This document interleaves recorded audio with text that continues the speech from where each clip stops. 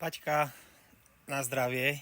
Ďakujem ti za ten čas, ktorý som mohol stráviť s tebou cestou hore a tie debaty, kde sme išli do hĺbky o nezlomnosti a o tú nádhernú myšlienku, ktorú si povedala, že nezlomnosť neexistuje.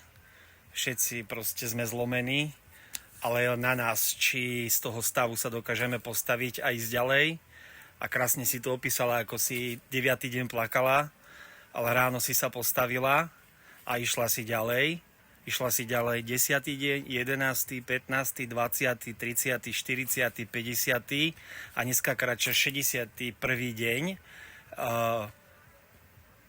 s diagnózou, ktorú máš, a neskutočne si to pomenovala, že je to proste ako imelo na strome, je to parazit.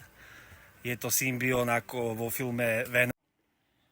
Je to ako vo filme Venom, ten symbión, ktorý žil v Edim a naučili sa spolu fungovať. Proste keď bol hladný, tak mu Eddie dal nejakého lumpa a on mu odkusol hlavu a zase symbión mu dával nejakú nesmrteľnosť.